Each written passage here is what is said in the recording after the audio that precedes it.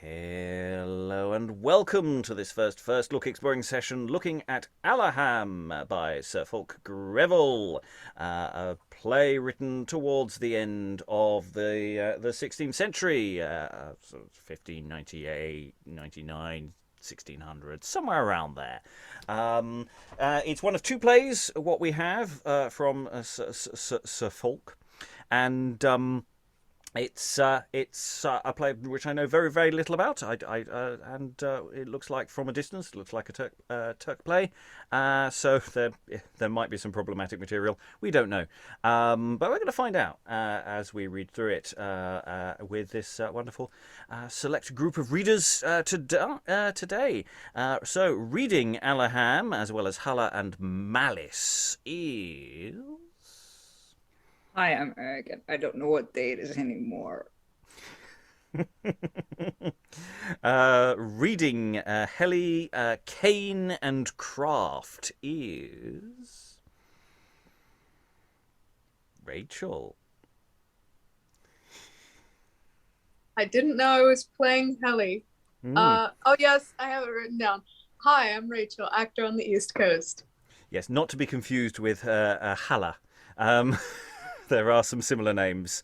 And reading Ghost, Mahomet, and A Corrupt Reason is. Hi, I'm Desna from Lancaster. And reading Good Spirits, Pride, and Evil Spirits is me, your host, Robert Crighton, to step in to do some of the chorus work towards the end. Otherwise, I'll be reading the odd bit of stage direction, but there aren't that many. This is a text written primarily for private reading and study. So we're going to find out how theatrical potentially it is. We know in advance there are a lot of long speeches, as ever with neoclassical drama.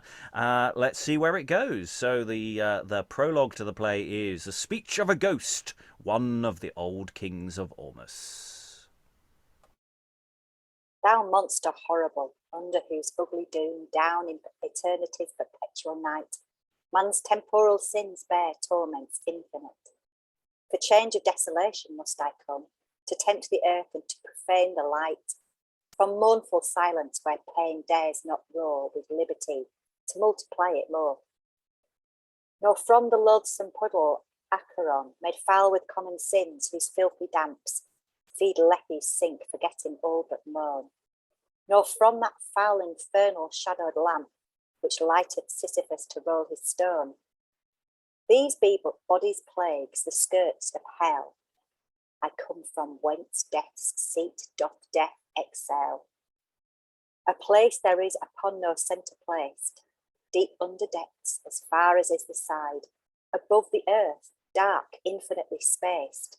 Pluto the king, the kingdom, misery. The crystal may God's glorious seat resemble. Horror itself these horrors but dissemble. Privation would reign there by God not made, but creature of uncreated sin, whose being is all beings to invade, to have no ending though it did begin. And so of past, things present and to come, to give depriving, not tormenting doom, but horror in the understanding mixed, and memory by eternity's seal wrought, unto the bodies of the evil fixed, and into reason by our passion brought. Here racked, torn and exiled from unity, though come from nothing, must forever be. The sins that enter here are capital. Atheism, where creatures their creator lose, unthankful pride, nature and grace is full, mate of mankind in man unnatural. Hypocrites which bodies leave and shadows chose. The persons either kings by fortune blessed, or men by nature made kings of the rest.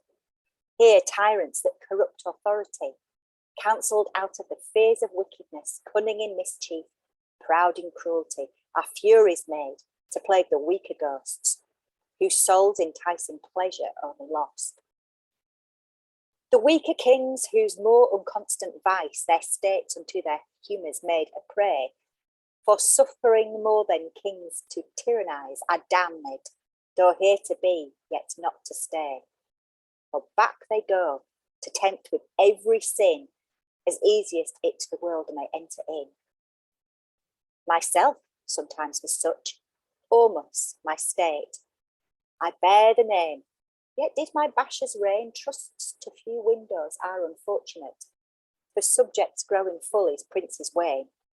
Lo, all misdeeds procure their own misfate, for by my trusted Basshas was I slain, now sent to tear down my posterities, that have their sins inheritance from me. My first charge is the ruin of mine own, hell-keeping knowledge still of earthliness, note coming there but spirits overgrown, and more embodied into wickedness. The body by the spirit living ever, the spirit in the body joying never. In heaven perchance no such affections be, those angel souls in flesh imprisoned, like strangers living in mortality. Still more and more themselves inspirited, refining nature to eternity. By being maids in earth's adulterous bed, and idly forget all here below, where we are parents but to plague them, no. My next charge is from this dark regiment, with wiles to scourge this age effeminate, not open force or humours violent. Time fashions minds, minds manners, manners fate. Here rage gives place, wit must rule ill intent. Proud honour being an ill for this state, too strong, slate must mislead the innocent, craft the corrupt. For though none dare be just, yet coward ill with care grow wicked must. This present king, weak both in good and ill, loving his trust and trusting but his guest, shall perish in his own faith's wantonness.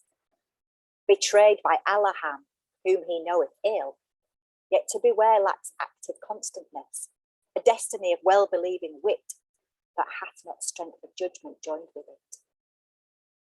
Alaham his son, fond of the father's throne, desire his idol, liberty his might, as overborne with error infinite, shall find that fate all secret faults can hit. For he that for himself would ruin all, shall perish in his craft unnatural. Hala his wife, diverse and strong in lust, liberal out of self-love, of error proud. When shameless craft and rage have served her turn, in pride's vainglorious martyrdom shall burn. Zophir the eldest son, whose reason is with frailty drowned and silliness confused, born but to live, and yet denied this. So well knows power what spirits may be abused, becomes the prey of factious crafty wit, which stirs that mind up that ruins it. Caine Basher like the clouds who live in air, the orb of nature's constant and constancy, now fame, now shame shall in his fortune bear, his vice and virtue still in infancy. Change for his wisdom and chance for his ends, harmed by his hopes and ruined by his friends. Mahomet with honour fain would change the tide of times corrupt, here stopping violence, there countermining craft and pleading right, but reason sworn in general to sense makes honour, bondage, justice, an offence. To liberty that fair deceiving light turns mischief to an humour popular, where good men catched in nets of duty are. Calica, because in flesh no seed is sown of heavenly grace, but they must bring up weeds. Death in her father's murder she affects, seduced by glory whose excess still feeds itself upon the barren steeps of moan. The human wit wants power to divide, whereby affections into error slide. Heli the priest, who teaching from without, corrupted faith, bound under laws of might, not feeling God, yet blowing him about in every shape and likeness but the right. Seeking the world finds change there joined with chance, to ruin those whom error would advance. Now mark your charge, each fury work his part in senseless webs of mischief overthwart. You are not now to work on private thoughts, one instant is your time to alter all. Corruption universal must be wrought, impossible to you is natural. Plots and effects together must be brought, mischief and shame at once must spring and fall. Use more than power of man to bring forth that, which, it is meant, all men shall wonder at. Craft, Go thou forth, work honour into lust. Malice, sow in self-love unworthiness. Fear, make it safe for no man to be just. Wrong, be thou clothed in power's comeliness. Wit, play with faith, take glory in mistrust. Let duty and religion go by guess. Furies stir you up o'er which follow must, when all things are corrupt with doubleness. From vice to vice let error multiply, with uncouth sins, murders, adulteries. Incorporate all kinds of iniquity. Translate the state to foreign tyrannies. Keep down the best and let the worst have power. That war and hell may all at once devour. And we're going to go straight into Act 1, Scene 1. We've been given some backstory. We've been given a list of names of people, some general idea of who they are. Act 1, Scene 1, we meet Alaham and Heli. Thou coward soul, why standest thou doubting now? Why to and fro? The dice of chance are cast, counsels of law, of shame, of love are past. Think what the worst have done, what they enjoy, that pluck down states to put up private laws, whom fame ennobles while she would destroy. Honor hath many wings, chance hath no books, who follow tread, but men where men trod before, who give example still are something more. Bear witness, yet ye good and evil spirits, who in the air invisibly do dwell, that these strange paths I walk of ugliness are forced by threatening gulfs of treachery, nourished by states and times injurious. Nor is it sin which men for safety choose, nor hath it shame which men are forced to use. What be these agonies indefinite? These sudden changes, secret, violent, both argue evil luck and ill intent. That which I most did hate and least did fear is fallen. Nature cares not for native blood. I wickedly must do or mischief bear. I must no more be or no more be good. How grows this change? Reveal this secret work. Both cures and wounds do oft together lurk. Heli, you know the time when this frail king languished and wanted in a powerful throne sent to the gods to learn what should befall, having but peace and wealth to doubt withal. Their answer was, my father's eldest son must be a sacrifice for this estate, and with his blood wash out the doom of fate. The Basshas, swollen by use of ruling kings, presume on God, and what by God's decree was death, and by theirs must only exile be. And proud again with this unjust success, a second error on the first they built.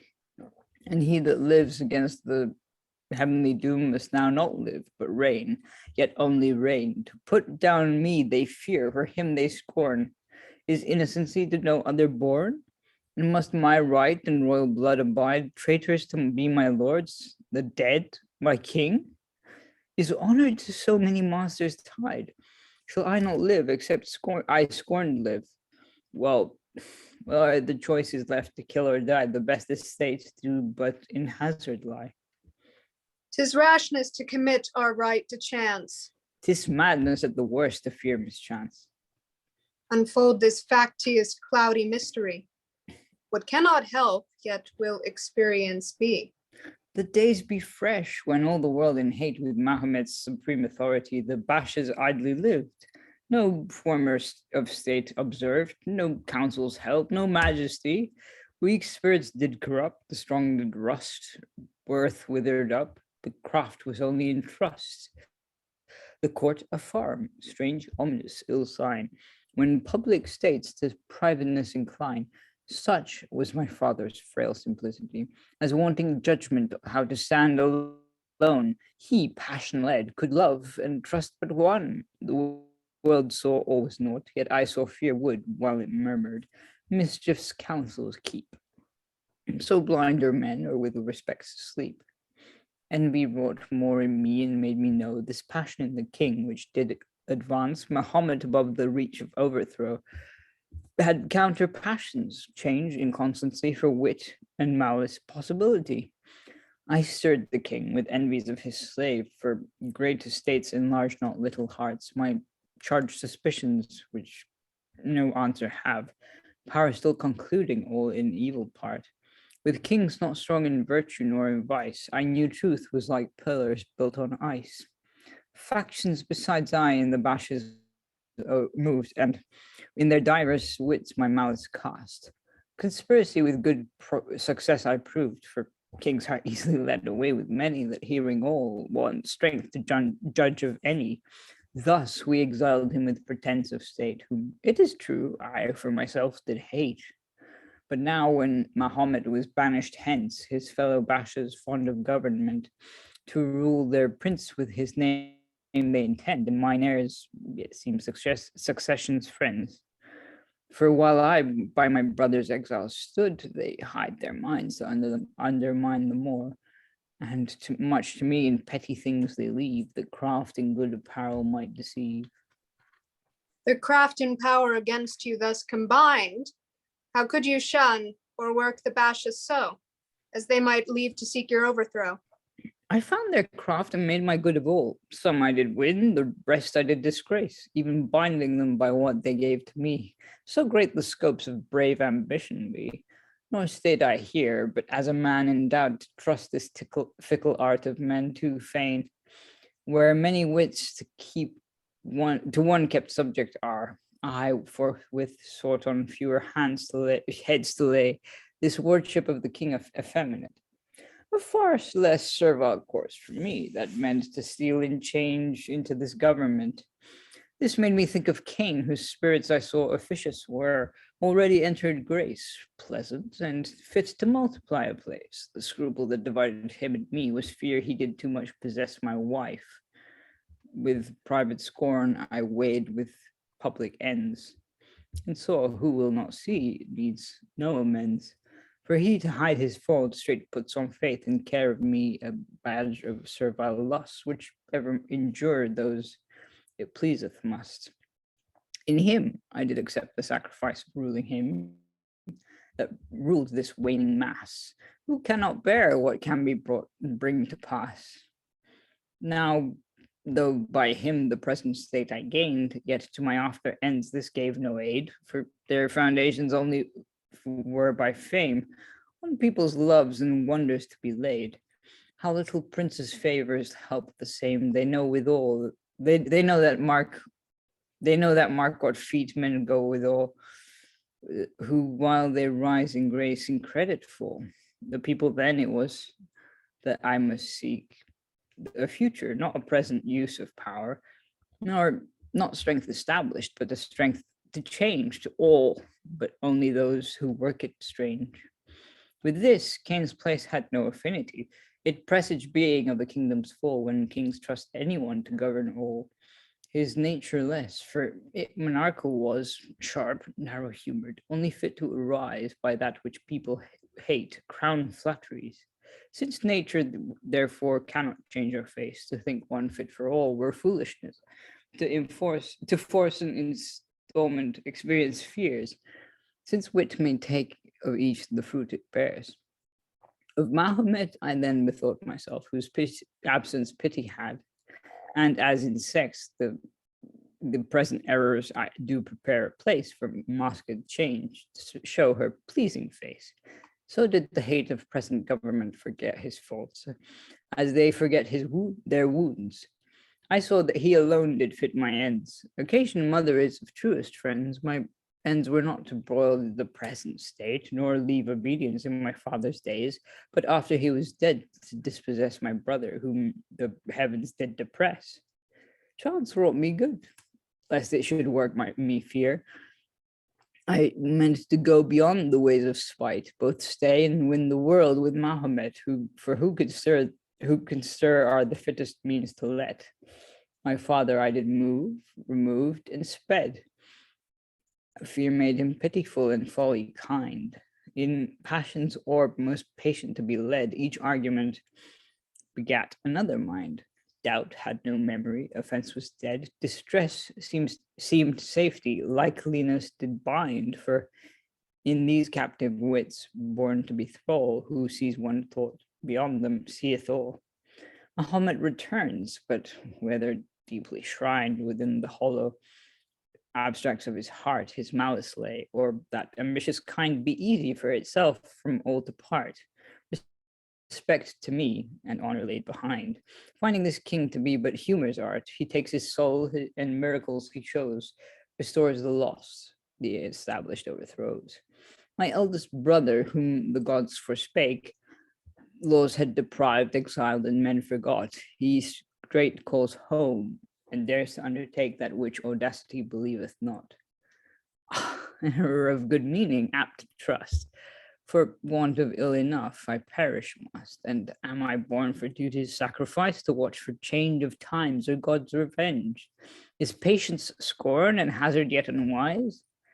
No, confusion reigns, and despair is it now? Is it that now? Despair is it now that now makes change of God, and danger wit, inflamed, distract, confused, put out of fear I am.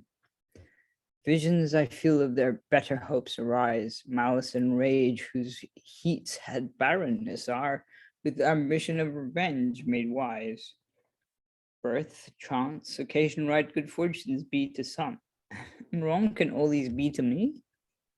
Alaham, I grant these trials be severe, but no temptation is misfortune's spy, to work in resolution or fear.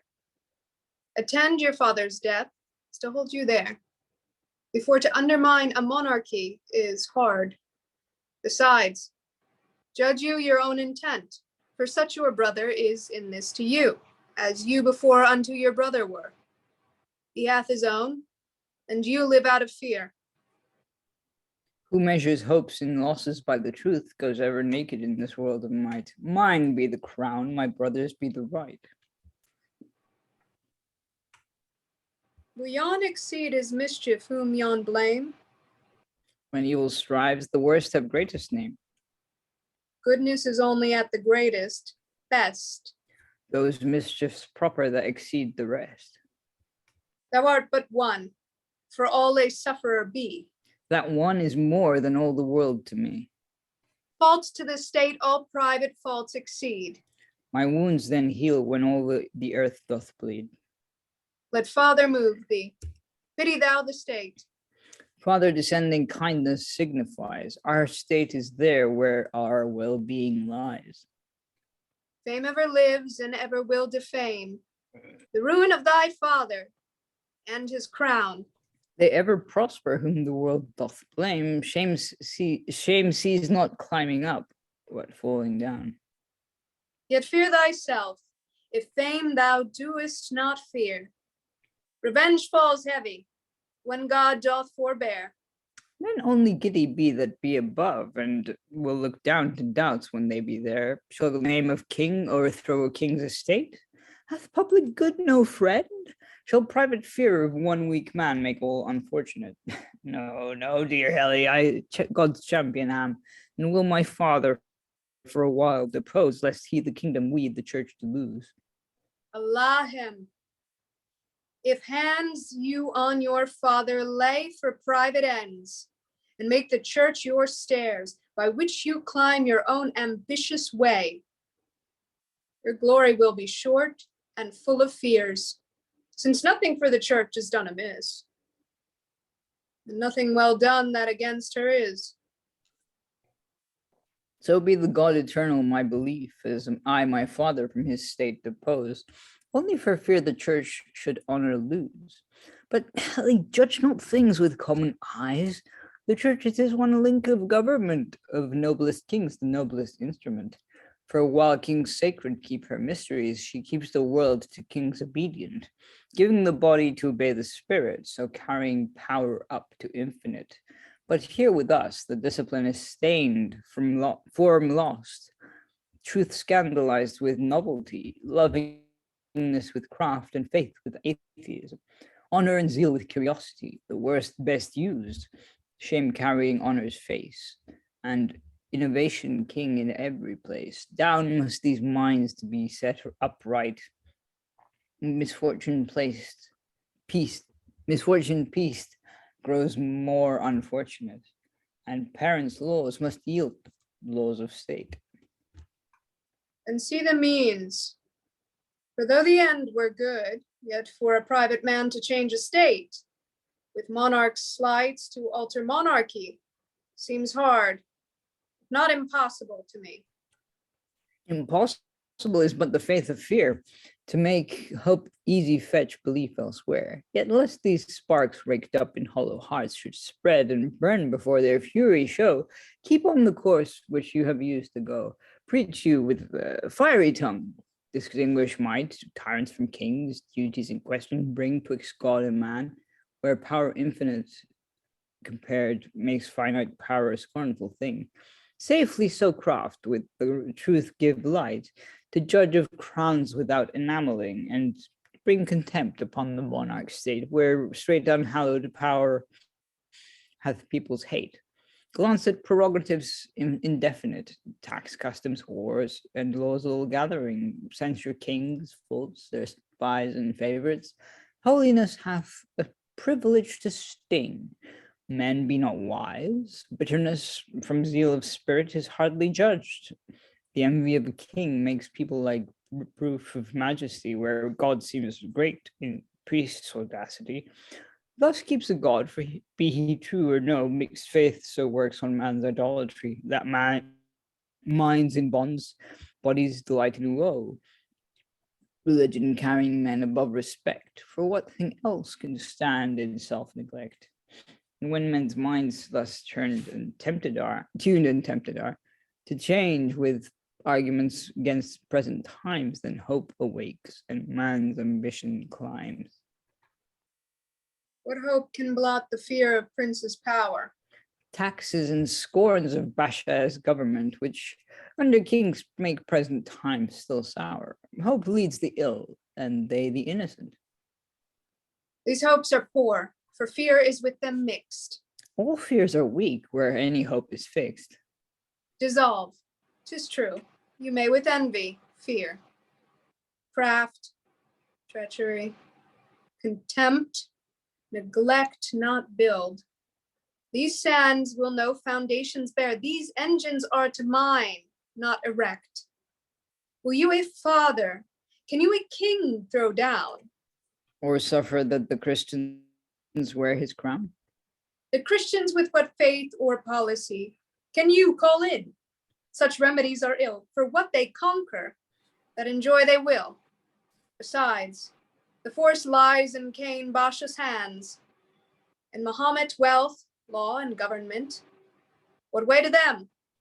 My wife their mutual trust, these Basshas with themselves she shall betray. Arts of revenge are written down in lust. What cannot women do with wit and play? Who would bestow his wife in works of shame? They that think aught more dear than honest name. Good fortune doth in humor's market sit, and those that buy must sell all else for it. The shame is sure. The good in hazard lies. Such stairs they climb that unto fortune rise. Opinion reigns without, and truth within. Who others please, against themselves must sin. And exit Heli.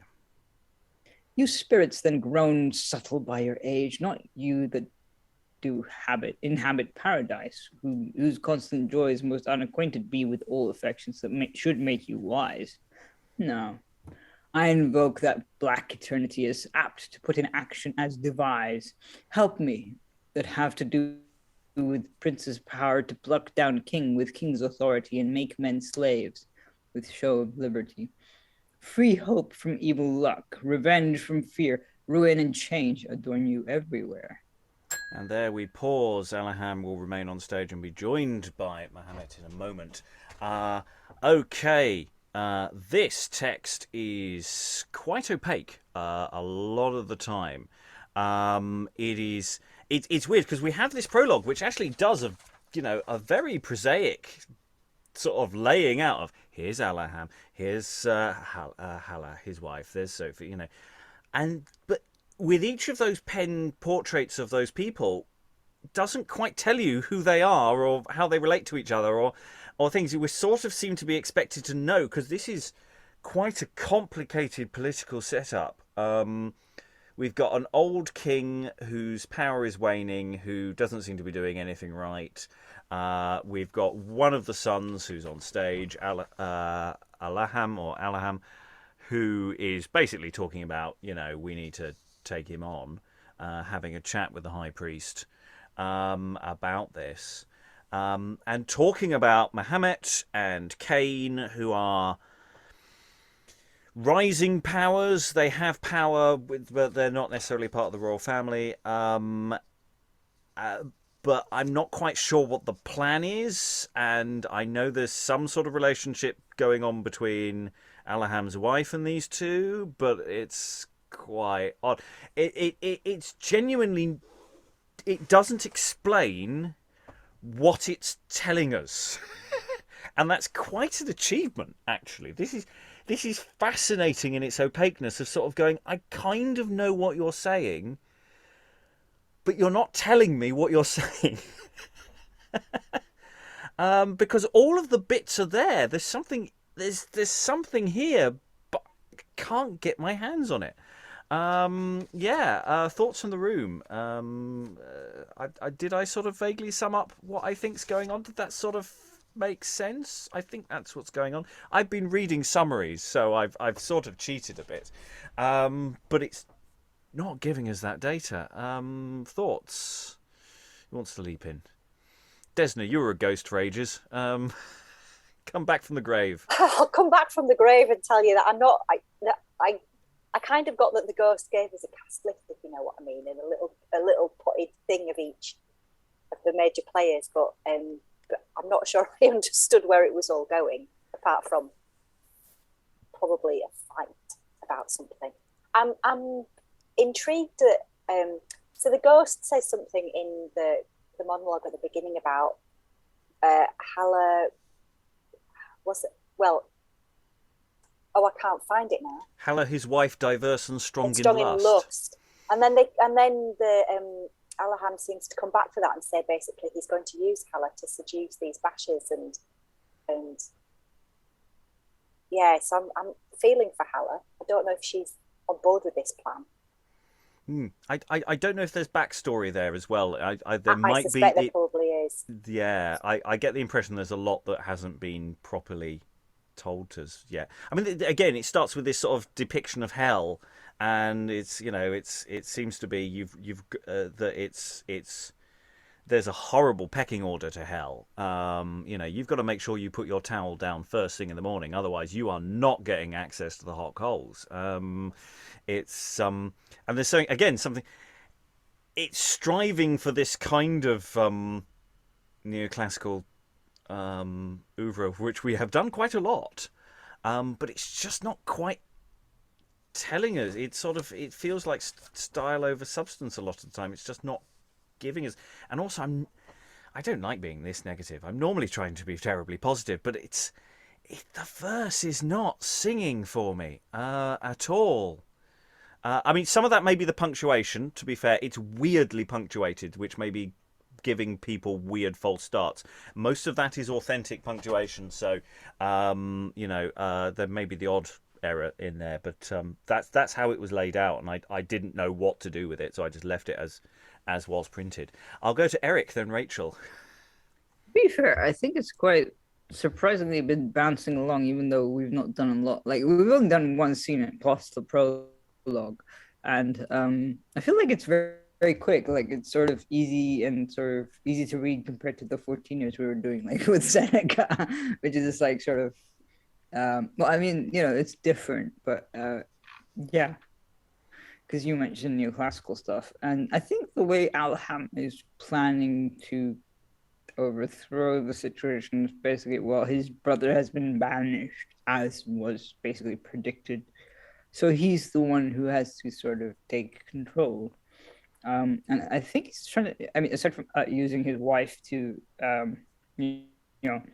drag them into shameful acts and so on, I think he plans to sort of cause them to basically become unpopular, but I'm not entirely sure how. But there are parts of this that seem quite modern, like sort of the whole overthrow of power thing just seems like, like, I don't know, misinformation, propaganda, fake news. It seems a bit, relevant. Yeah, I mean, I think the setup is really good. There's a complicated family power struggle, and it seems to say that he needs Caine and Mahomet because they have sort of levers of power. The force lies in Caine Basshas' hands, in Mahomet wealth.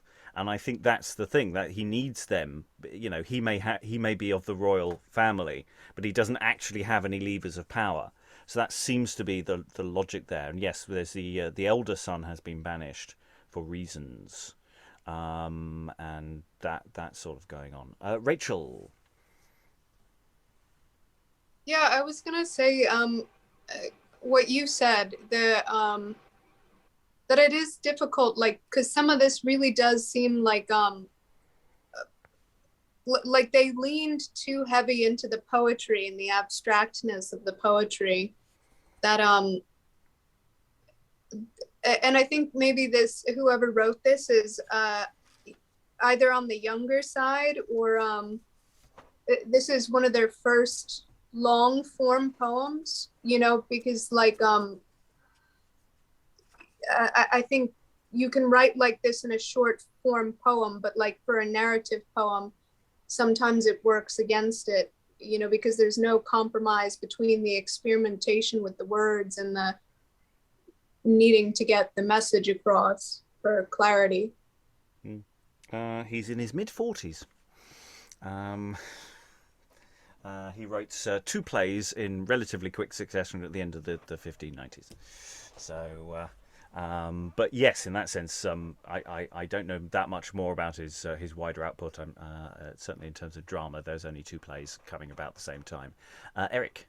But I think on the other side, it doesn't force you to sort of, well, not necessarily slow down, but like sort of for example, it doesn't force you to hit the rhyme every time, which is quite nice. It kind of lets you make sense of the whole of the sentence by yourself. I mean, ignoring the punctuation, because we've talked about that. But then it doesn't force you to go king's authority and liberty in case you missed it. It rhymes. It doesn't force you to do that, which sometimes happens with like rhyming couplets or 14ers or other verse forms that I can't remember right now. Yes, Rachael. Wait, you just said when this was written, but when was this written? When was this written? Around 1600, somewhere, the very end of the 16th century, maybe in the late 1590s ish. So yeah, we have more to come. So let's gather some more data, because we're going to go straight to the horse's mouth as Mahomet enters the scene, and so we're going to find out how much wealth perhaps he actually has. So Act 1, Scene 2 remains on stage. Alaham, enter Mahomet. My lord, so oft alone pulls down the heart to thoughts and courses far unmeet for it. Princes must show themselves in open sight, men joy in them that do in men delight. Triumphs of common peace, sacrifice, thanks, praise, prepared are to solemnize this universal joy, wherein yourself the greatest part of joy. If change were current in eternity, as here amongst us in this mortal sphere, passion might hope for counter-passion there. My brother's doom decreed was from above. The truth varies not. God's pleasure constant is. Time present shows not all that is amiss. Joy opens minds and envy shuts them in. God by your brother's life adjourns our sin. When God speaks unto men and they expound, truth easily escapes, all thread and woes seem light. Misprision ever gives misfortune might.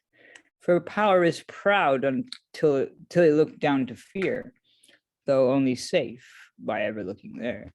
Besides, if fates be past, what means this star whose glorious tale threatens unglorious days? Fear unto kings and to the state a war. What mean these bloody showers, these darkened rays of sun and moon which still eclipse Sidar? Are all signs chance? For if the stars can work, these signs that threaten can prove their bodies lurk. What added is in honor to the crown, or what increase of empire to the king, that exiles are called home to put me down? Strange innovation some increase should bring.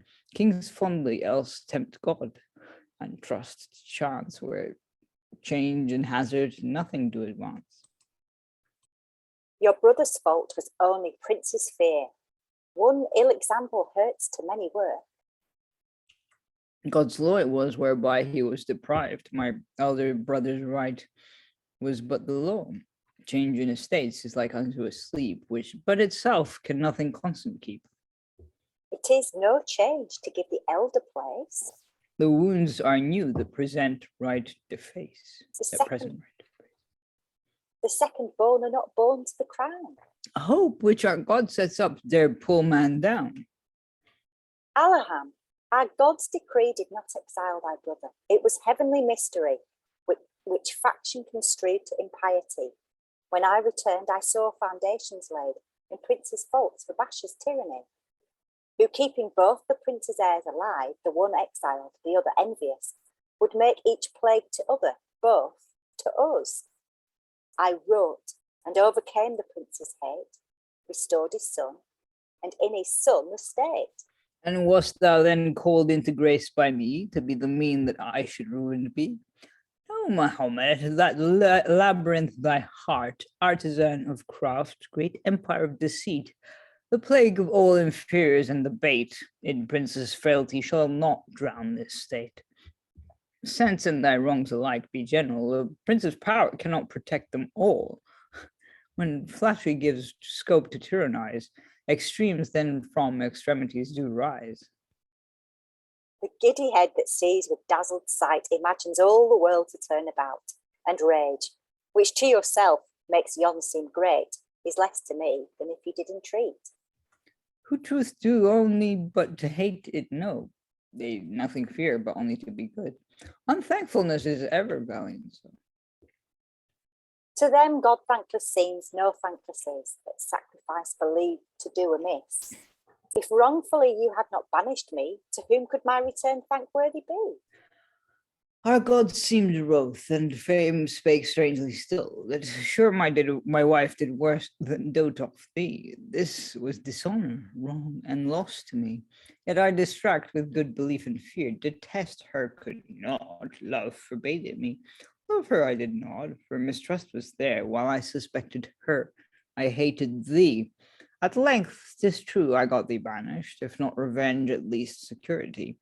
Till humorous time that blots to print again showed me in Hala's thoughts Caine Basshas' name.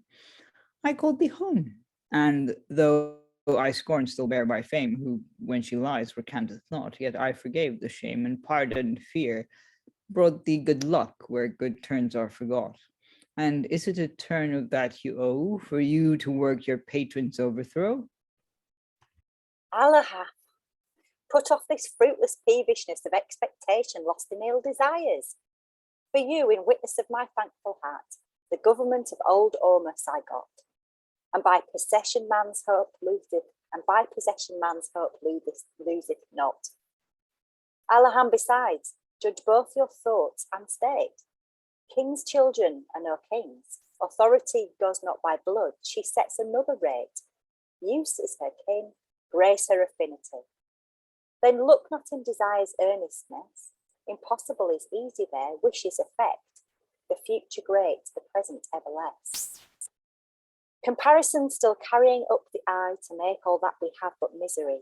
Care bought with blood and fear with treachery. Danger with wrong and shame with venturing. Entertain hopes and certain misery, the fortunes be apace to be a king. Oh God, what's this? Mine inward spirits shake, senses do leave their work. The thoughts are confused. Horror and glory now possession take.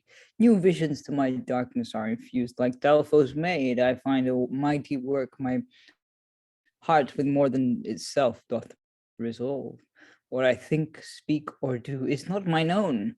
I feel what made me wish my brother's fall, and what find what mischief gets, it goes with all. His safety now, I see my safety is, and honor you that have procured this. A blessed work, if it be wrought within. It is no work. It is a heavenly bliss, which perfect be as soon as they begin.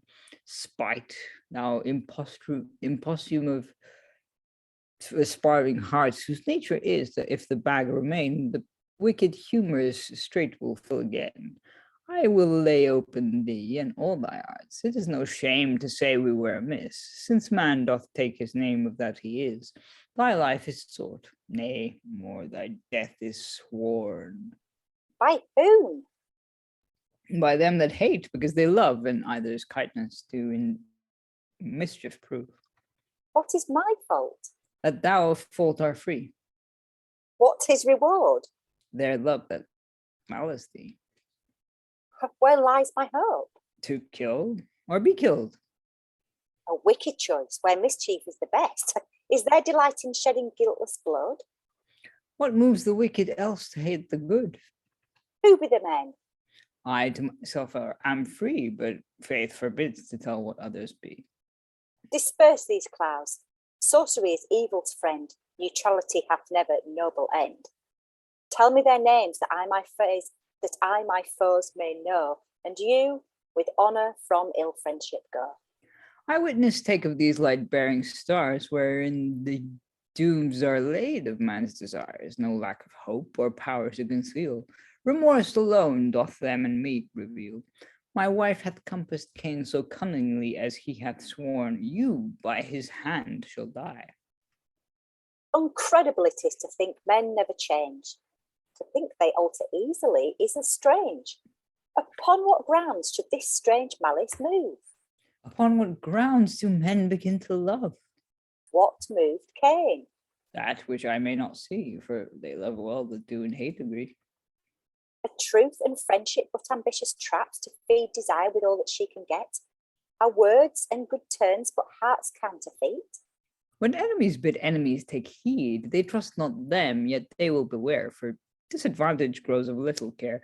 Resolve to die, or else resolve to fear. Good angels still protect the innocent.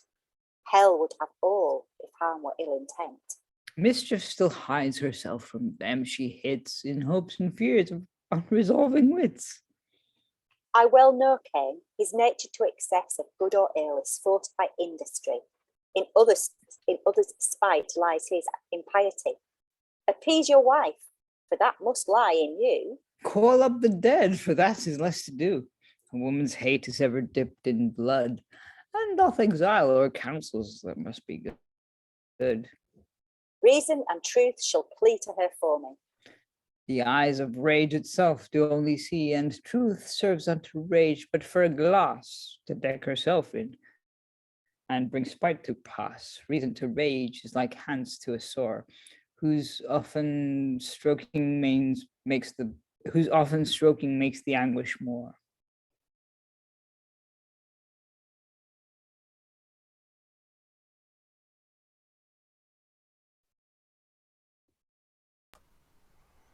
Are you a bit lost? Uh, Impossible or counsel. Very end of Act 1.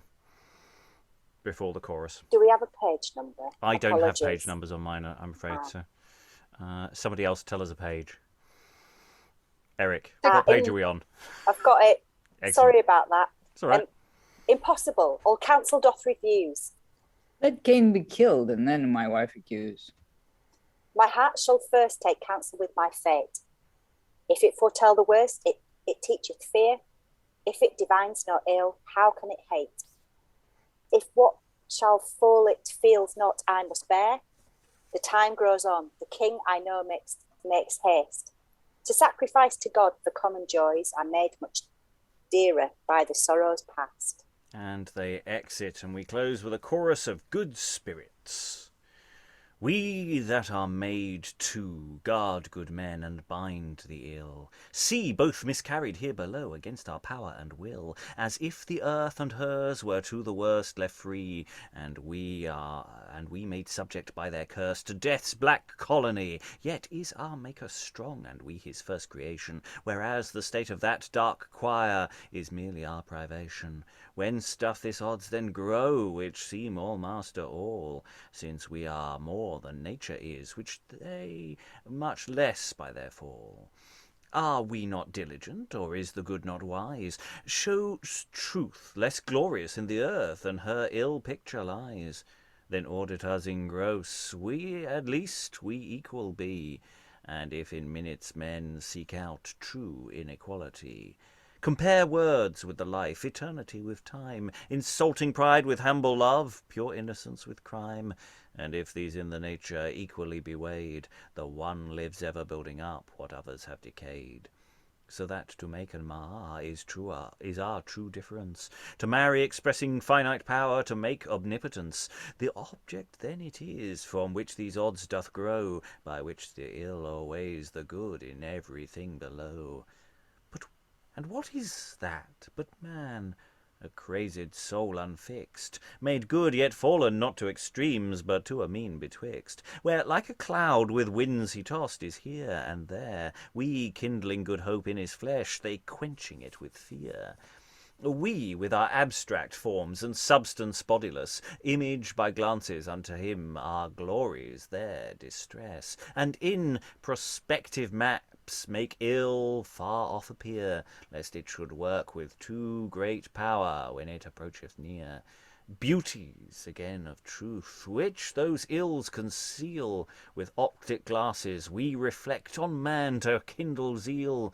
But whether idle man exceeding orders frame, as out of heaven justly cast must Vulcan-like go lame, or that those evil spirits so dazzle human eyes, as they think foul forbidden things more beautiful, more wise, we see, though they want power to change our real frame, yet in the world they strive to gain by changing of our name, calling the goodness weak, patience a lack of sense, or seeming not to feel, because it dares make no defence. True piety in man, which upward doth appeal, they do deride as argument of little strength much zeal, and as the painter's art, by deeping colours there, here slighting o'er, and finally casting shadows everywhere, makes from a flat a face show off as if embossed, in which the form, not matter, is the sum of all his cost.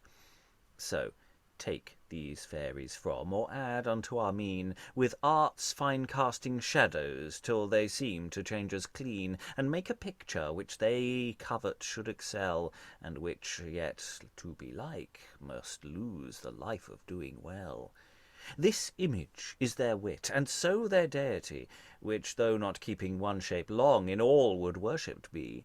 In precept, doctrine, right, and discipline agreed, that but prosperity on earth there is no lining creed, out of which fatal guide Alaham now undertakes the mine of his father and king for ambition's sake, against the laws of nations, power, and native blood, as if the uttermost of all ill a sceptre could make good.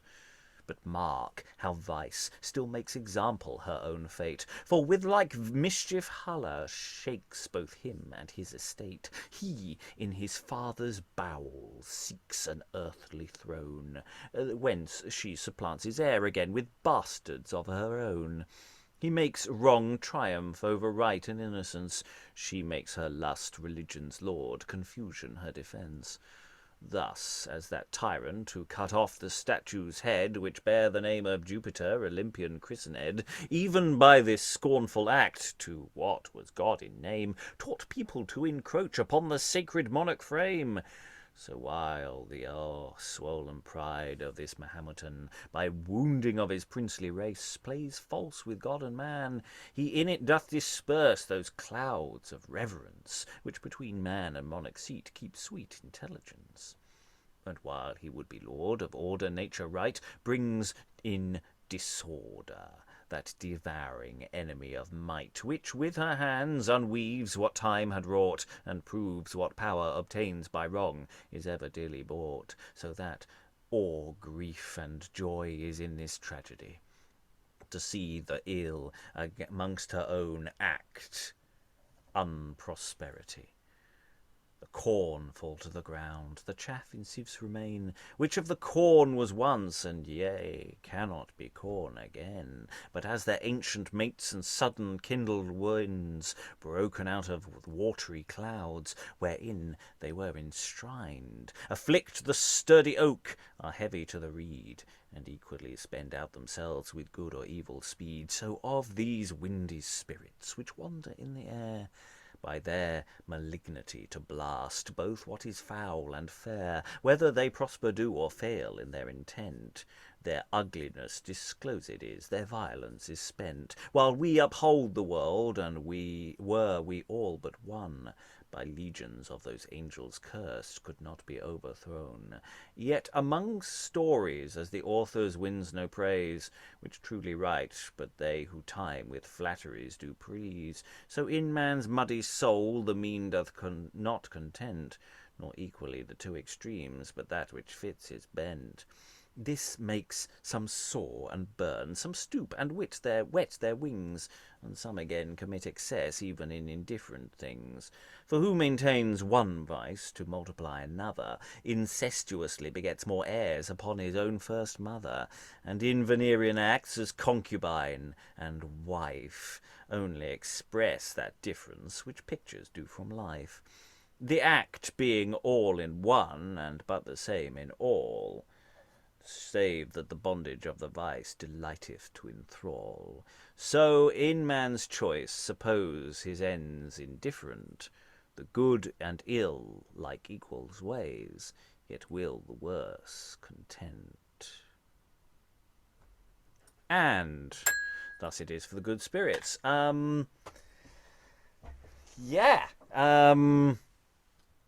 Okay, this play's got just a little underscoring of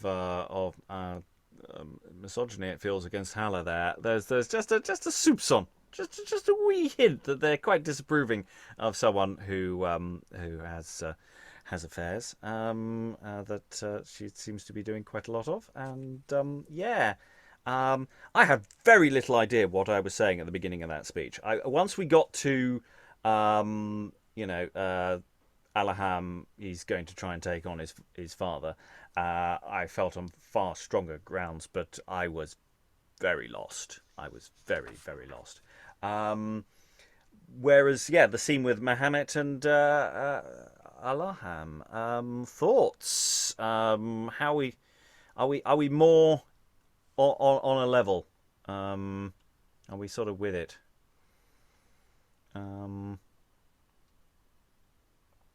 Or are we not? You're allowed to say not. That's fine.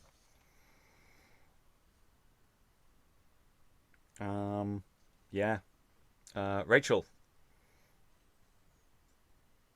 I think the awkward parts of some of these speeches for me is that,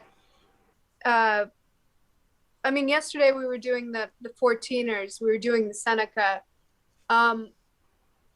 Even though those are long and they go off on those, the parentheticals so much, they're still talking about physical locations or, things like that, like the ocean or the sea. And this is sometimes gets into, too much of it's coming up in the next speech of modesty and shame and duty, these things that are concepts and not very tangible. So I think maybe sometimes those are a little more difficult to stage or to wrap your head around.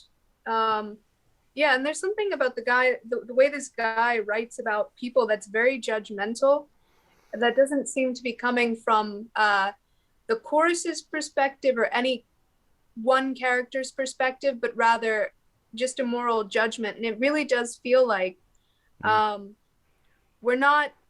it doesn't feel as much of a Turkish play, but rather a morality play being staged.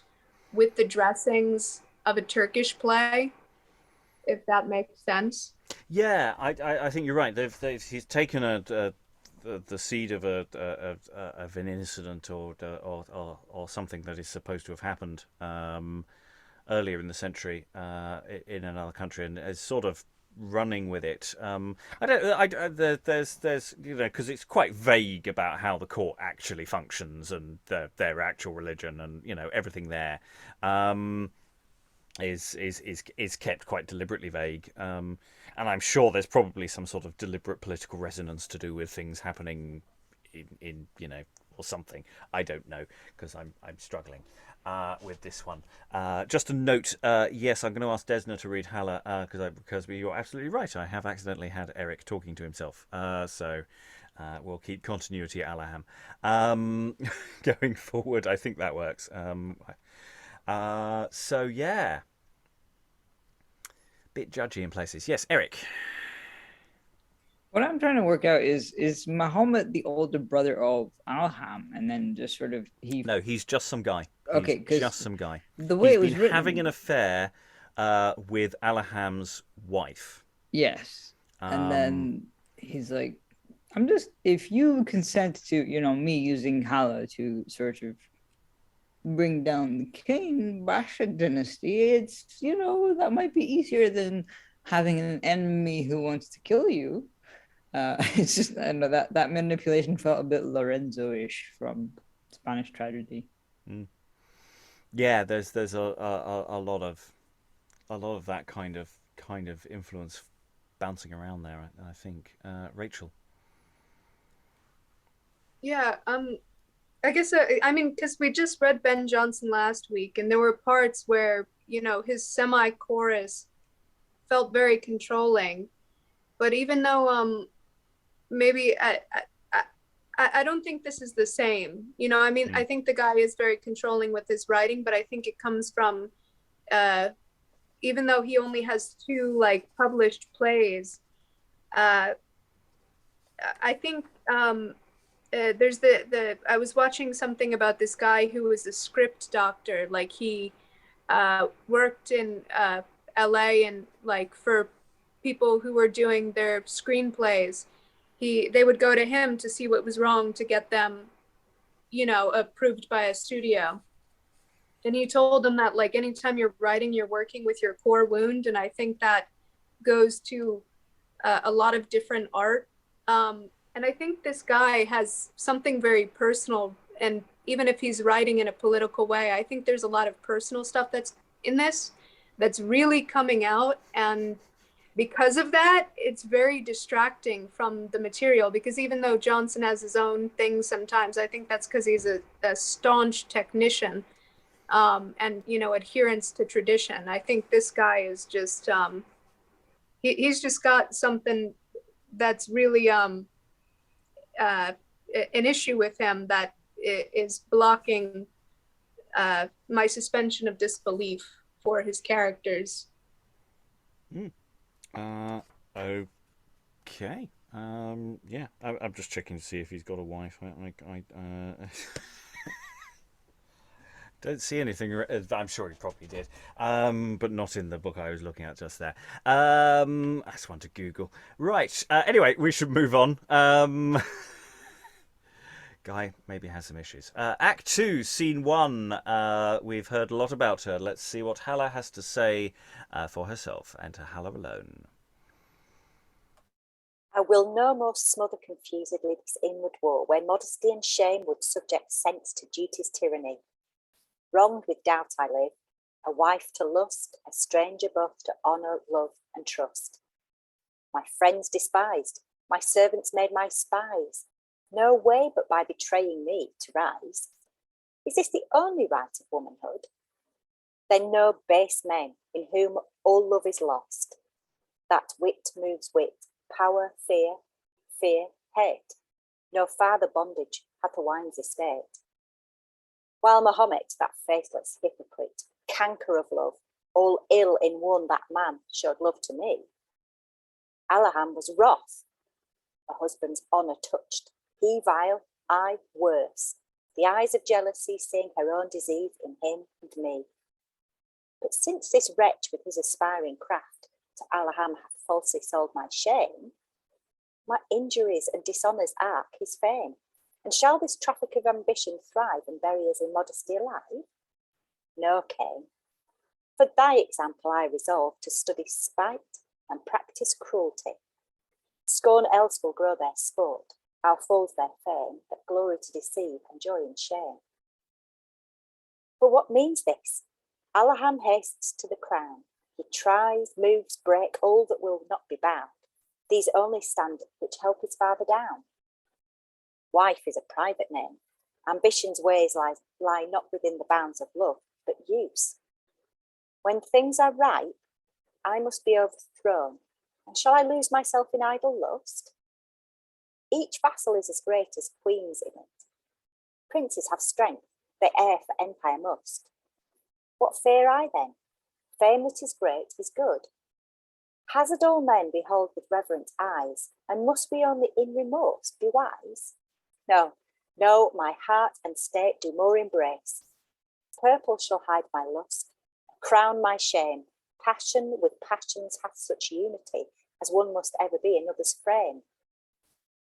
Beyond the truth I am in loving Caine. The monuments of lust are secrecy, suspicion, shame, remorse, adversity. If Caine be king, the way to that I change. Wrong, hazard, care, ruin, confusion, blood. Poor thoughts, that fear or rest have never good.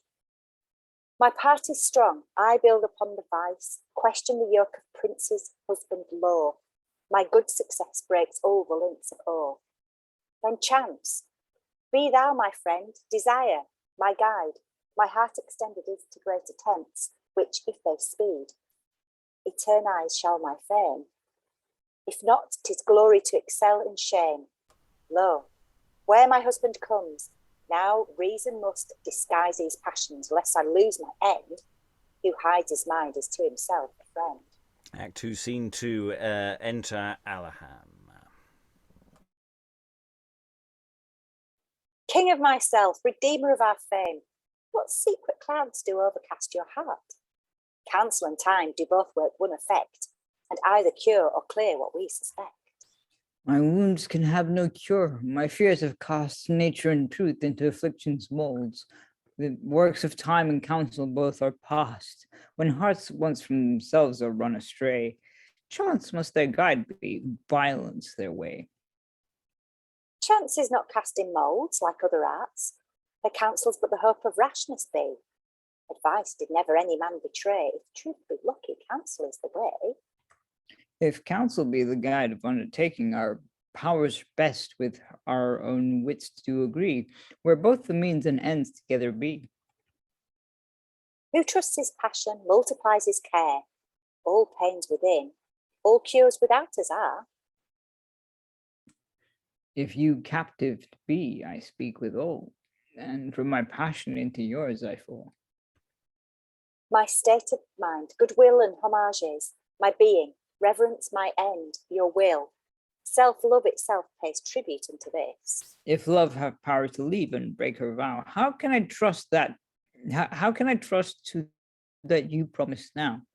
If love change not, how can I trust and know that you love Mahomet, my overthrow? His place deserved respect, his virtue praise. Our freedom, not inhibited by you, found many things indifferent to do. Forbidding is the prison of the thought, of violence which on themselves they draw, that inwardly of nothing stand in awe. But mark the end. He first despiseth thee, then triumphs in thy once forsaken love, proclaims deceit to be thy state of mind, uncontemptible, impossible to find. So as if I should rule this glorious throne, you ruling me as he assumes you do, the state and I at once were overthrown. Good nature then, I see, is not the art with which a woman's honour safe may go, through hollow seas of man's dissembling heart. His faithlessness yet doth this good to me, that I may freely hate all men but thee. Hate is the hand of fury in the heart, without revenge no more but sense of smarts. Hate is the print of injury violent, only in mine and revenge content. Revenge is in your sex dishonorably, and in your strength impossibility. Impatience only with God make war. Fury finds arms, wrong hath ill destiny, while God is, it is baseness to despair, for right more credit than hath than power bear. Yet God and kings use wisdom in their might, reward and grace do from their own hands part. They others use for the instrument of spite. Whom can we use? Since he we hate is great, and we disgraced, who hazard will his state, with him that for his own good must entreat. Aspirers are not void of rival hate. If any envy him or love our right, revenge lies there. Their lines desires art. Of God I ask it, and in me will move as much as can be wrought with hope or love. But men uncertain are, blown here and there, with love, remorse, fears which in frailty live, who need forgiveness easily do forgive. The heart which feels most lively can express revenge, that picture of his guiltiness. Ruin the power not of art, of princesses. Caine is engaged as in deep as we in this. The wounds are mine, to me belongs revenge. Since my adviser is, you, sir, my end. What needs a woman's passion more to friend? Mischief, now claim thy due. Malice, fear not to offer all thy slights to wicked wits. Ruin lights not amiss where ere it hits. My engine's work, care is already past. My hopes arise out of these Basshas' blood, if both my wish, if either die my good. Hala, good fortunes together are linked. Thy faith stirs up new light within my mind. Behold, the throne descends to take me up. Antiquity in her unenvied womb now offers us the fatal president of 16 kings. My predecessors all blinded and then deposed by Basshas' hand. So fickly unworthiness doth stand. Doth wit and courage only rest in slaves? Hath hazard aught more horrible than scorn? Have I occasions sure, and shall I stay to give all but my misery away? Wait a minute, something's wrong here. No, Hala, no. Sorry. No, Hala, no. Thy dowry shall be fame, thy style a crown, thy prospect reverence. The East shall do thee honor in my name. Out shall my father's and my brother's eyes. Authority is only for the wise. But since these mighty works have many parts, and I but one, which one cannot do all, I'll send thee Caine. Keep firm upon your strengths, beauty and honor, nature's scepters be, and have on men's desires authority. Yes, possibly a speaks prefix missing somewhere in that little sequence back there. Anyway, at this point, exit Alaham, leaving Hala behind. Now, Hala, seek thy sex, lend scorn thy wit, to work new patterns of revenges in. Let rage despise to feed on private blood. Her honour lies above where danger is in thrones of kings, in universal war. Work that which Alaham may envy at, and men wish theirs, that till itself may tremble, monstrous, incredible, too great for words. Keep close and add to fury with restraint. Do not break forth until thou breakest all. Is wrong so proud? Shall man once dare to fashion a woman's mind in a woman's passion? Husband, most odious name, scorn of subjection. Is love to women but your rage of thoughts? Are your desires let blood by your enjoying? Ah, fools, we see your lusts relent, you see, not ours, and from that change advantage hath her powers. But on, still use thy craft, thy strength lies there. Ignorance, that sometimes makes the hypocrite wants never mischief, though it's oft want fear. For while thou think'st faith made to answer wit, observe the justice that doth follow it. Caine, Mahomet, and me thou hatest alike. For unlike cause and crafty ways dost take, that each may ruined be for others' sake. Shall I, for thee, hazard Caine's life I love, and weigh down my affection with my hate? Can highest thoughts have anything above? Ah, but perchance my safety in the blood of Mahomet doth rest, the good of Caine. Then were it lost to make occasion vain. And shall I look but only to be safe? Can injury and malice add no more? Ah, coward sex, faint shallow passion, far from me be. A work that no age dares allow, yet none conceal, I must intempt. Fury, then spur thyself, and bedlam wit, poison my thoughts to make my reason see pleasure in cruelty, glory in spite. Rage to exceed examples doth delight. Thoughts, do you blush? To Alaham what's ill? His death. Barren wit and sandy rage. No marble pillars, no enamels rich, buried in silence, worn away with age, are furies that no greater plagues devise. Horrors they be that have eternities. What saith my heart? Grow millions out of one? Doth passion leave her infancy by use? And shall I, by the death of Mahomet, more skill, at least more cruelty beget? Then let him die. Can I venture Caine, and leave misfortune power over love? Triumphs to Alaham if both be slain. Ah, sleepy sex, how slow is their progression, that would exactly measure infinite by tender fears or minutes of delight. Then Hala, leave this circle of self-love. Begin, go on, hate must stride over fear.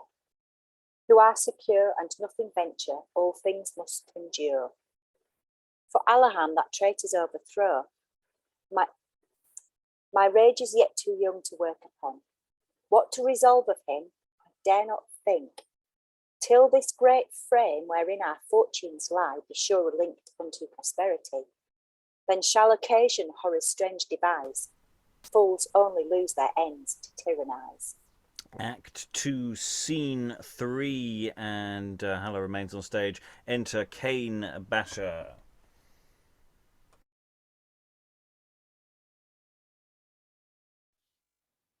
Princess of me, I find care in your face. Woe smothered up, I came to know your will. Nothing which you command me can be ill. That which I least did fear is fallen on me. Wrong and mishap, which needing others' love, make them unlovely that unhappy be. From kings themselves, when fortune turns her face, then need they most, yet least they use their own. So dearly man's unthankfulness is known. What's the cause that makes you thus accuse the world of faults? Yourself of inward fear? The little faith which all the world doth use, the injuries which strength of heart must bear, envied of all, if it be set above, if humble, then too low for men to love. Do not forsake yourself, for they that do offend, and teach the world to leave them too. Mortal our God shall be, the truth shall lie. Darkness shall see herself, fame lose her voice. Ere I will leave my love, or my love you. Afflictions, wounds, affection do renew. Perchance you love both those I hate and me. Affections then against affection be. Perchance a vow, good turns, and good belief are mists between your love and my relief. You know I love. Speak plain and do not fear, that reason other is than kindness there. Then hear, and if my judgment you disprove, you shall have cause to think I trust and love. Mahomet the faulty is, his faults be these. Envious of thee, to my love treacherous, the king must lose his sight, his crown, his son. This wickedness hath Mahomet begun. Oh, hell. And is thy seat in fleshly hearts? Be man's ill thoughts his own ill spirits become? I well can think that Mahomet aspires. Love of greatness may with goodness go, but cannot think that he our death conspires. Perchance he seeks to do your brother right, which makes our own desires to do us spite. Mischief that may be helped is hard to know, and danger going on still multiplies. Let care as fast then add unto her eyes. Where harm hath many wings, care comes too late. Hasty attempts make chance precipitate. What shall I do? Go forward in thy fear. Danger doth give thee choice to do or bear. My love of him and truth do make me loath to think them wrong. And shall I wrong them both? The good belief of mankind is a sea where honour drowns, iniquity goes free, whose thoughts like sails for every weather be. With shaking thoughts no hands can draw aright. True hearts to do unnobly have no spirit. The fear of some is guilt with honesty, others with love, thine with false nobleness.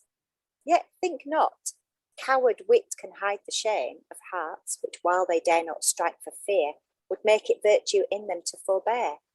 No, Caine, in men we women, when we love, ask faith and heart, ourselves have fear and wit. In love how can thy soul and mine agree? I seek revenge, thou preachest piety. More easy motions gentle hearts receive. His fault was great, yet you may have redress in honor and state in honor without such excess. Excess the reason is and mean of love, and in the same excess is malice joyed. I would be safe and yet have him destroyed. If leave or left the fate of kindness be, by his example, what becomes of me? If blind to all but to itself be love, whence do your vows, or whence this question move? Since the true state of true affection is wonder at others' worth, faith without hire, unwearied pain, unrecompensed desire. Great hearts thus given away in prison are. Their strength, their bands, and good belief, their smart. Love never severs reason from the heart. My shame again then unto me impart. Restore my faith, and I do render thee those faithless vows which thou hast made to me. For since I see the spongy hearts of men, their hollows gladly fill with woman's love, and nothing yield to them uncrushed again, what nature works 'tis folly to complain. Mahomet, that wretch, hath done me injury. He left my love, and he my life hath sought. Caine, live at ease, fame is an idle breath. My body is enough twixt thee and death. Distract I am, my reason, like a cloud, before a winter's storm rides here and there, like reeds. My thoughts are straight and crooked too, with diners' breaths, which diners' passions blow, with diverse breaths, which diverse passions blow. Against the stream of truth must love still go. Resolved I am that Mahomet shall die. Shame spake this word, danger appears not yet. Time, like a medicine, will assuage this pain, and fear perchance bring back goodwill again. It is not I that live in me, but you, whose will hath fashioned all my thoughts anew. Then on, when thoughts unite, all care is ceased, the heart unfettered and the hope increased. Out of his death I see occasion born, to greater power than needs to cover scorn. For he the justice rules, you rule the war, his death divided powers will unite. And in a broken course where dangers be, only the crown can put off misery. Far be it off, our hopes should be so vain. Our secret love already tempteth God. To war him more with infidelity would hasten vengeance and make sharp his rod. God made strict laws for virtue's exercise. An idle word, a wish transgresseth them. Yet in a throne remorse hath glorious eyes. Alaham doth undermine the present state when he corrupted half the people's faith. Thou hast the sword, authority makes way. Her hand is next when crown becomes prey. We, God and man, will first try with the death of Mahomet. If that do pass for good, hope easily makes occasion understood. The end agreed, the mean is yet in doubt.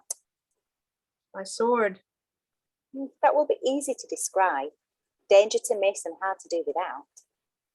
By poison, then, whereof though doubt may grow, what one alone may do is hard to know. It often fails, for instruments are base.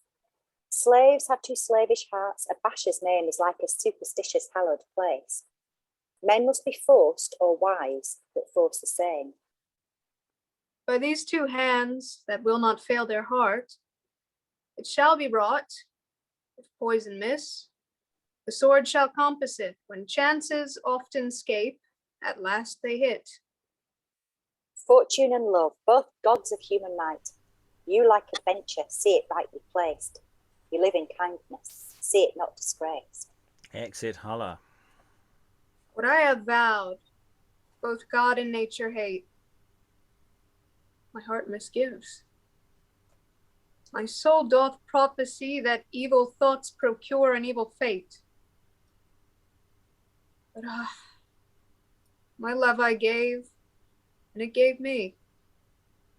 Choice is past, thoughts now must think to do not what I freely am, but forced unto.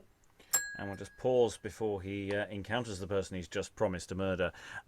So we heard a lot about Hala. We've now heard a lot from Hala. How are we feeling?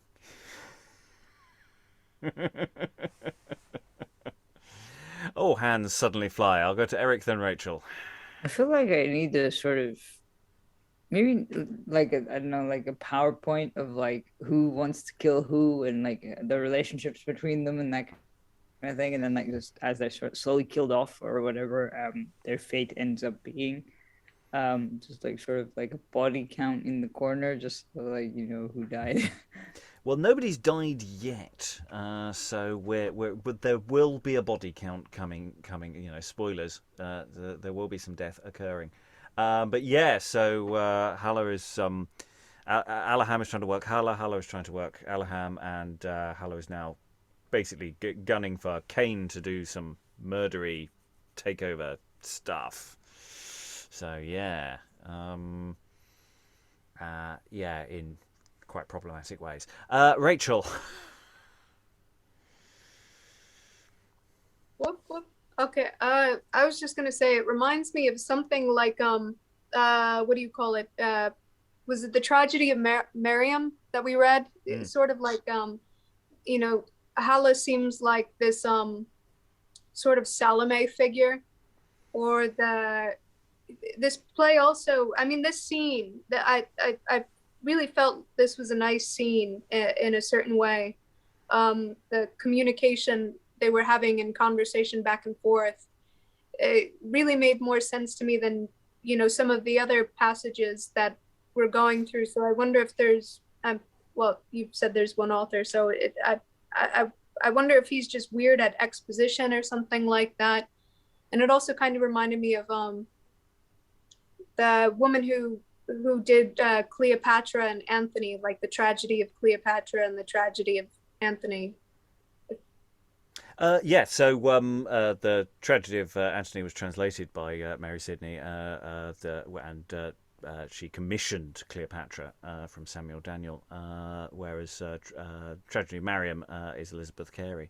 I just can't compare Hala with Salome, because Salome is just so much more a rounded character. I feel like the Hala is being used as a sort of women are bad sort of man prop thing in a way that's really quite difficult to take after quite a while. There are some redeeming features, and the scene themselves do function better, but yeah, I'm really struggling here on that front.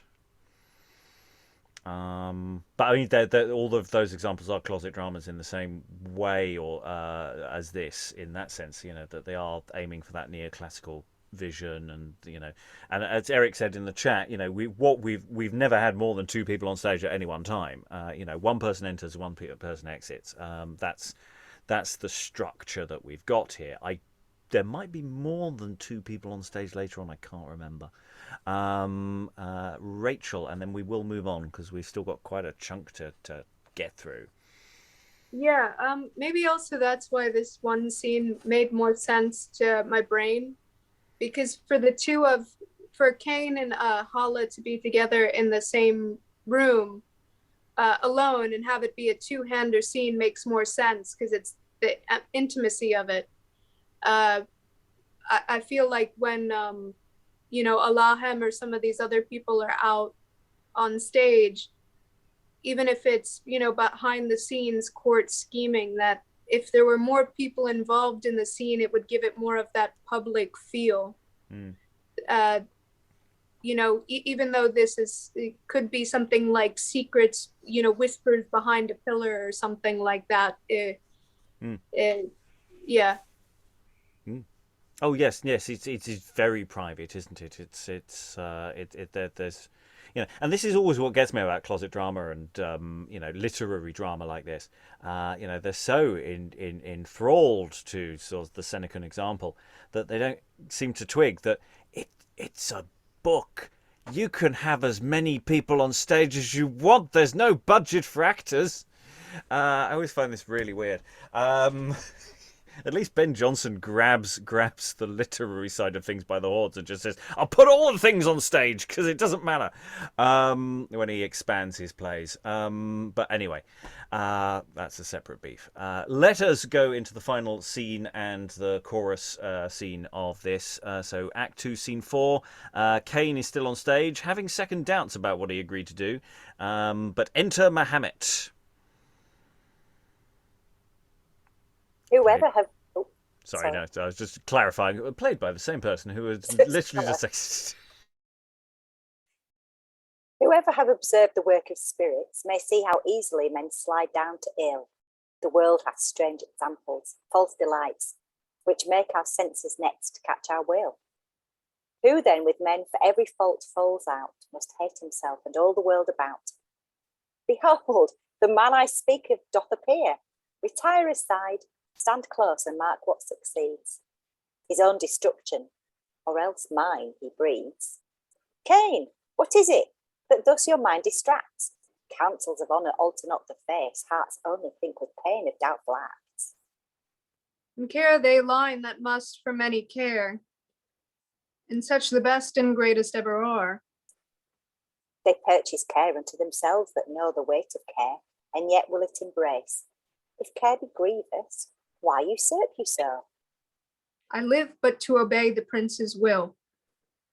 That is, to cherish princes in their ill, for they must flatter good and evil too, that under princes all alone will do. Sweetest vapors covet to the sky, so faith and duty after princes run. Well, nature never can endure a son. Flattery, so like in older duties show, but finely addressed in diligence and care, as kings best pleased that most deceived are. The harsh spirit hates them that do not hate, censures all the world to seem severe, finds honesty and truth to have no wit. These ill-faced virtues not of nature be, but peevishness, true honor's enemy. A just, severe, and universal care of people, shown by princes' favourites, to spies of tyranny unpleasing is, which ever, like ambitious adamants, so fast from people draw to princes' states, as in the end they must draw up their hates. Caine, then take heed of your self-seeking plot, engrossing offices, aspiring all, for it offends even those it toucheth not. Nor is it only this that has a due. Ill never goes alone, if fame say true. Is fame to censure us that live above, and must sell justice if we purchase love. Fame is the people's voice to tell their grief, appealing from inferiors to the chief. If falsely you and Hala fame abuse, infamy for nothing men unwisely choose. If fame speak truth, which you would not have known, grieve to deserve, but not to bear your own. What do I do? What do I, that the world can well approve? Unjustly suffer, or unjustly love. Suffer I do. For infamy is there, whether either malice, envy is, or fear. Love I confess I do. And what is it but nature's tax laid upon good intent, for right and honor unto excellent? Reason must judge of love, not to love of it, else shall love ground of every mischief be. For murder, theft, adultery, and spite are but love of revenge and others' right. Caine, my heart is racked with inward grief. Justice hath party there, and so hath love. They both have wounds, and yet they both have life, the one suppressing what the other moves. I will speak plain. Hala thou dost abuse, and stains the prince's line with servile lust. Wherein proud courage, matched with guiltiness, adds wrong to wrong, and to o'erbuild complaint affects that greatness which makes faults seem less. Caine, weigh thy course. Ambition's gilded spheres are like to painted hells which please the eyes, even while they show the heart where horror lies. Her gilded throne built on the ruin is of fame, true religion, and of law. The labours great that all the world must draw. The second place which with this king you hold yields fear unfearful, greatness well secured. Who stand or fall with kings stand well assured, where men that wrongfully aspire a crown, while they look upward ever tumble down. Besides, thy bloody plots discovered be to work my death. Did not the powers above restrain both ill men's malice and their love? Let this bear witness. No false prophets know the time or manner of their overthrow.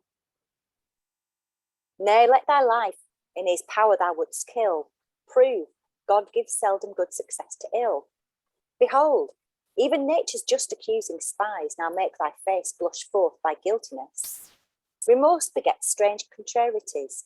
Confusion's war of good and ill I see, at once contending for the victory. But Caine, hold fast these sparks, they be of truth. These smokes will pass and light appear again.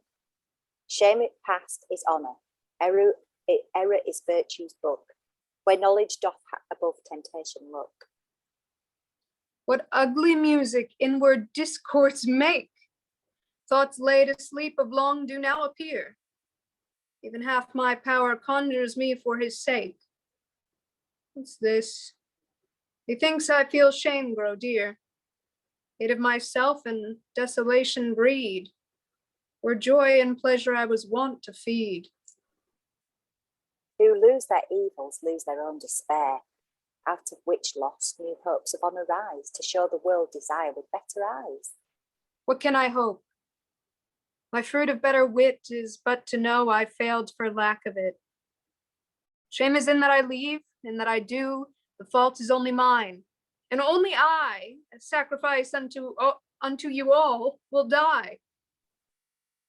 Favour thyself, passions are desperate, and tempt with uncouth woe as well as joy. Its evil is that glories to destroy her, and her counsels kill, and I agree, for she is foe alike to thee and me. That is, destroy myself, and I consent, for all my thoughts to thee were evil bent. Caine, credit not those visions of the ill. Faults are in flesh, as motes are in the sun, where light doth show each little thing amiss. Presumption and despair live opposite, as time's false glasses, wherein frailties see, their faults too great or else too little be. But judge the man from whom these motions grow. Alaham ambitious is, light, violent, his end but to surprise his father's state, and to which end no lets there are but we, who won, removed, or ruined must be. He first tried me with rival jealousy, showing me hope and honour in the start, besides revenge, by thy death offering more, of our divided powers and unity. But I stood firm, while he no whit dismayed, tempts thee more strongly whom he hateth more, resolved whoever kills shall killed be. So much the faithless joy in cruelty. Mischief overflows my thoughts, and like a sea, devours the dews, the rain, The snow, the springs, and all their sweetness to his saltness brings. What should I ground a faith that faithless know myself to be? Or why should he mistrust, on whom the worst that can befall is just? Who live distrusting, yet have time to friend, but who mistrusting die, make haste to go to that infernal monarchy of fear, where worse things come to pass than doubted were. Mahomet, thou hast overcome. I yield by thee to hold my life as sentence of my fall. Thy worth's example, no life natural, yet grant me thus much more to keep thee close, till I thy death to Alaham impart. Conceit itself doth ease a broken heart. Grant me again, while secretly I live, you guard yourself from Alaham's treachery, lest you have harm, he joy, I infamy. And exit Mahomet. Behold my state, bound to my end. Behold my state, bound to my enemies, of friends in doubt, to me even good and ill. The one despair, the other cowardice. Allah, I love, oh word beyond the right, on which is built that false thought, liberty, which makes great hearts and greatest ills delight. Who sought her love through all the arts of lust, where will is faith, and honor, tyranny, mischief, affection's proof, and shame, her trust. Hard, back from ill, the way to goodness is, by scorn, remorse, patience, and broken heart. Impossible to them that do amiss. Then on walk in this path of death were shame. Alaham is false, or Mahomet, or I. Resolved I am, that one of us shall die. And exit. And now we have the chorus secondary of Furies. We have Malice, we have Craft, we have Pride, we have Corrupt Reason, and we have a panoply of evil spirits. Malice and Craft first. Whence grows this fatal stay of our progression? Who have no friends are deaf to intercession. Who can withstand our power? Our ends are evil, and so need fear no let from any devil. We diverse are in works, though not in ends, and thereby every fury finds some friends. Besides, we overact, and therein foil the ruin of mankind, wherein we toil. Give me one instance. Wherein do we foil? In that we mankind unto fame entail. That breaks religion's bounds and makes him ours by forming his God out of his own powers. For if by conscience he did leave or take, on that smooth face we could no wrinkle make. Yet fame keeps outward order and supports. For shame and honor are strong human forts, whereas confusion is an engine fit for us, at once to swallow man with it. Nay, Craft, it is thy faint hypocrisy that mankind is so long protected by. Thy often changes many times appease those furies which would else destroy it at ease. Fie, Malice, it is you that us deceive, who but with violence only can bereave, for which you find not many natures fit, and so add a little to our throne by it, where I pass through all the orbs of vice, and form in each mold in nature's prejudice. The Christian church from me is not exempt. Laws have by me both honor and contempt. By me the war upholds her reputation, a lust which leaves no certain generation. Envy that hates all difference of degree, and self-love which hath no affinity. Even you, without me, cannot prosper well. I am the mold and majesty of hell. Craft piece, thou cuttest every thread so thin as it destroys thy works ere they begin. Thy cobwebs, like the astrologer's thin line, fit for discourse, for use are over fine. Thy state is nothing else but change and fear, weeds that no fruit but fading blossoms bear, clothed with pied colours of hypocrisy, which like to all is, yet can nothing be. In you no soul finds stars to rise withal, descent to craft, change, fear, being natural. When I propound in gross, you minutes play, which is the cause our tragic works thus stay. My wheels go on at once, thine restless pause of little works with much ado the cause. You even in Hala sometimes breed remorse, at least a doubt that evil have no force.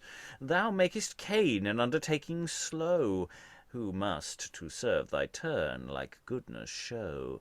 Those scenes still tedious are, those acts too long, where thy unresolute images be strong. Why, for while you fear your true tormentor, shame, I swallow all at once with honour's name. Then glory not, since where thy links excel, there we enlarge not, but contract our hell. Peace, you base subalterns, and strive no more, that but the carriers be of my rich store. Perchance you think me the object of you all, and so no fury, but the fury's thrall, where I give form and stuff to make you worse, and so become your lord, and not your nurse. I break the banks of duty, honour, faith, and subject am to no power but to death. Charge me, I grant, delays grow out of wit, and are not all your false webs wrought by it? To time I have respect to person place, I cross myself to give my own acts grace. I am base to you all, and so the chief, equal with truth where I find good belief. I bear the weight of fear, the rage of lust, with self-love, envy, malice left in trust. I calm man's windy pride, distempered rage, giving to each shape for every age.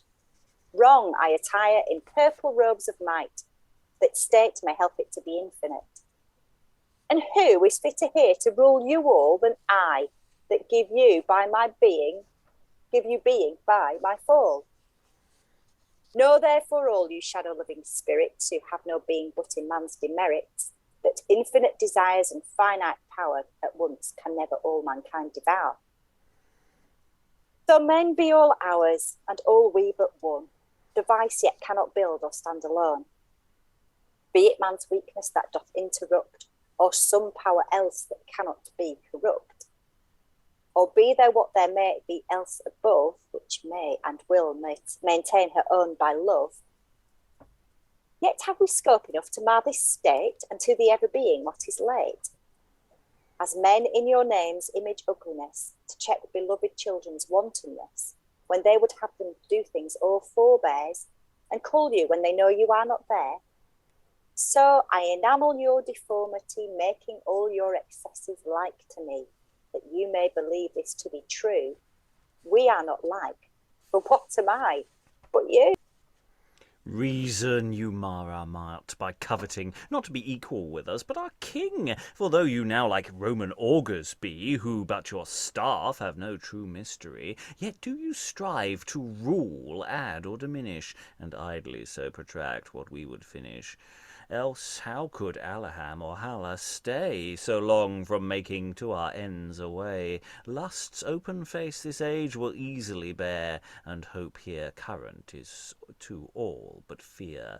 Wrong needs no veil where times do tyrannize, and what but lack of heart is then unwise? Age have described those toys to be but name, which in the world's youth did bear real fame. Justice, religion, honour, humbleness, shadows, which, not well mixed, make beauty less, thou helped to smother, not enlarge our fire, by putting painted masks on man's desire, and give time to unactive theory, which rage itself would not do were it free. so that we, Circe-like, change men to beasts, which beasts turn men again, too base a crest, for ours that would quite banish doing well, and so at once change heaven and earth to hell. In which course, who doth well observe each part, shall find mankind to have so strange a heart, as being ill, yet no one ill seems, to work him to that mischief he deserves. Fear, hope, desire, love, courage being mixed so nicely in him as none can be fixed, which is our glory, as for every state, to have a tempter fitted and a fate. A fear in great men still lose their might, and in the mean ambition infinite. Truth in the witty held as a notion, honour the old man's god, the youth's promotion, all which opposing powers yet do agree to work corruption in humanity. Then on, this time is ours, what need we haste, since till time ends, our reign is sure to last. We're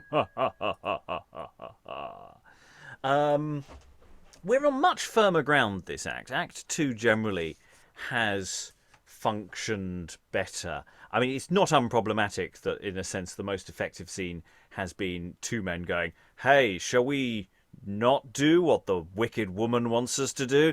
It's sort of awkward, but it is the most coherent scene. The scenes have got more coherent as we've gone along. Possibly because we're more into the text there, and it's always fun to have some sort of vicey figures sort of turn up at the end. So Mahomet, he was going to kill him, and then he goes, no, actually, you've persuaded me not to kill you, you're a good guy, or whatever. I'll just pretend you're dead, and that'll be fine. I'll just put you in a cupboard, and that's cool. So we're 2 acts in, over halfway through the play. Final thoughts around the room about where we are, who we are, what's our purpose in life. This play has some issues. I think it's fair to say. I'm sort of looking for a route in. I think there's a big exposition problem at the beginning. There's a big sort of just structural problem of just everything to do with Hala is just pretty awful. There are some nice scenes and there are some nice lines. I have struggled with the verse, but that might with work be fine. But thoughts from the room. Eric, any final thoughts? Yeah, I don't know. I feel like some parts are really, really clear, and then there's other parts that are really opaque and almost, well, not unnecessary, but it's kind of like it's like throwing around a lot of vague terms for no apparent reason. Sort of sense of duty or trust and godliness or whatever. I can't remember the lines were, but it just feels a bit like sort of, let's have a debate in a philosophical way, but we are Islamophobic as well as lots of other things, and misogynistic as well. And yeah, it just, I don't know. I mean, misogyny is kind of part of the sort of how do you call it, infrastructure of this time, but not to this degree, I feel. I don't know. It's an interesting play, and I'm curious to see how it ends, because like I kind of want everybody to be dead except maybe Hala. Yeah, I mean, it's the thing. It's one thing for there to be characters who are misogynistic. It's another thing for it to be seemingly the thesis of the play, which is just sort of a bit beyond the pale. Rachael, any final thoughts? Yeah, I don't know. There's so much about like the one spot that I felt he was really as a writer in his wheelhouse was that morality play that we had right at the end with all the vices showing up and saying this stuff, because that really went right off the page. And was so conversational, or so back and forth witty bants between these vices, picking at each other. And maybe also because it was was it a little more free from that misogyny that we've been dealing with, and from, you know, these other elements that might be kind of iffy, you know, for whatever reason. That I don't know, that's where I really feel I connected, was those last couple moments. There's other scenes like with Caine, that he was really the scene between him and Hala was interesting. But yeah, like, yeah, there are those parts where it's extremely difficult to figure out what the hell you're saying. And then other parts like that last section where you don't have to think about it, you can just go. You know where, you know exactly where you are. Desna, any final thoughts? Nothing more to add really to any of that. I mean, I said in the chat that I'm just really cross on Hala's behalf, and I know that these are only characters, but it feels like really wrong to create a character just for the purpose of being blamed for everything that happens, which is what I feel has happened with Hala. So, you know, that's where I'm at right now. I'll calm down a bit. Yeah, no, I think that's absolutely justified, because, you know, it's not like actually that Hala's doing anything worse than anyone else. They're all in this horrible power struggle, and yet there's this constant referral and bringing back to her every you know, few speeches. She's just constantly getting name checked, and it's just unrelenting, actually. It really makes it hard to, I tend to start from a very positive position, and, you know, even if a text doesn't quite land, or there's the odd bit of clunky stuff or something, I can usually run through it. But when it just keeps doing this, and it's just like the steering is just wonky and just wants to keep going there, it's very hard. It's really, really struggling with this one. Hey ho, there's only one more session to go. Desna. I mean, I know this is asking for spoilers and anything, but does it turn around for Hala in the second half? I don't think it really turns around for anyone in the second half. Okay. Yeah, there's some bad stuff's going to go down. Don't ask for any more spoilers. Rachael, then Eric. I mean, this isn't a spoiler because I haven't read it, but from other Turkish plays that we've read, sometimes they can end pretty bloody. I mean, they can begin pretty bloody and be bloody in the middle, and then also end with you're not exactly sure who's left to speak because everybody's dead. Yeah. Let's just there's some bad stuff's going to go down. Let's just leave it at that. Eric. However, there are some good lines, like I'm the mold and majesty of hell. It's like, you know, the way I want to introduce myself next time to someone who does not know me, and like, you know, like if you want to sort of someone to back off or something, it's like, hi, I'm the mold and majesty of hell. Well, it's like, leave me alone. You've got that now for everyday situational use. I mean, you know, go for it. Well, we've got one more session to cram in the last 3 acts coming soon. But till then, all that remains is to thank all the wonderful readers for their wonderful reading. Thank you very much, and goodbye. You can now leave this circle of self-love.